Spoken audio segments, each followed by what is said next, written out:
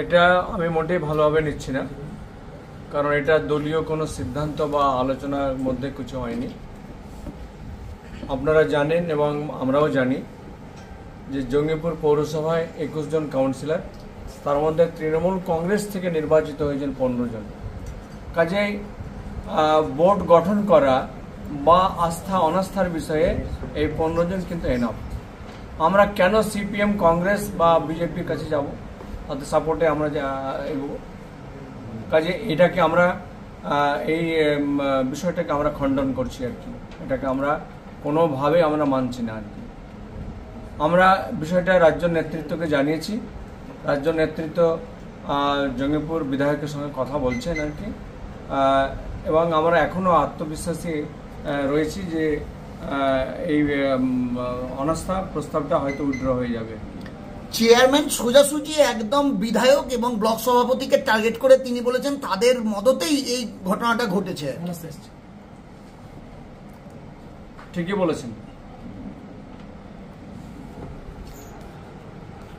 এবং আমরা যে কালকের যে ঘটনা, আমরা অত্যন্ত এই ব্যাপারটা প্রতিবাদ জানাচ্ছি এবং আমরা রাজ্য নেতৃত্বকে গতকাল আমরা জানিয়েছি, আজকেও আমরা কথা বলেছি। আমরা এই ব্যাপারে আমরা আজকে দেখতে পাচ্ছেন যে আমরা 6 জন বিধায়ক এখানে উপস্থিত আছেন আর কি, এবং 6 জন বিধায়কই আমরা একমত, এবং আরও 3 জনের মধ্যে 2 জন তো আমাদের সঙ্গে আছেনই, তিনারাও একমত যে শৃঙ্খলার মধ্যে দিয়ে আলাপ আলোচনার ভিত্তিতে কোনো সিদ্ধান্ত গৃহীত হোক।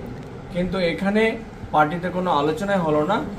সেই আলোচনাকে ব্যতি রেখে একতরফাভাবে কোনো এটাকে আমরা মনে করি যে এটা মোটেই ঠিক হয়নি।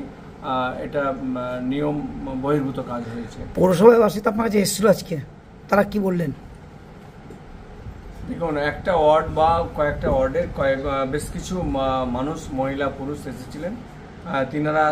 তিনাদের মনের কথা বলেছেন যে আমরা এই যে অনাস্থার যে প্রস্তাব নিয়ে এসছে সেটা আমরা মানছি না।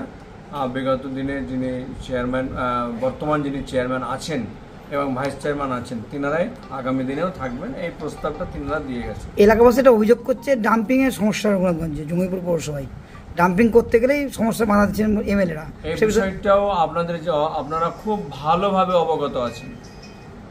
এই বিষয়টাও ক্রিয়েট করা হচ্ছে। পৌরসভার নিজস্ব জায়গা রয়েছে, সেই জায়গায় তো ডাম্পিং করতেই পারে।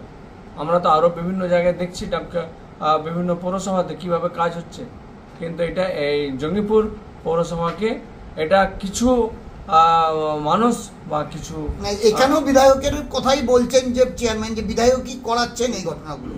হোপফুলি তাই হবে। উন্নয়নে যে বাধা সৃষ্টি করছে বিধায়ক, এই ব্যাপারে কি বলবেন? অভিযোগ উঠেছে। দেখুন, এটাকে অবশ্য আমি খতিয়ে দেখে বলতে পারবো। কোনো অ্যাকশন নেবেন কি আপনি? নিশ্চয়ই। আমরা পার্টির মধ্যে আমরা রেজুলেশন অলরেডি নিয়ে ফেলেছি।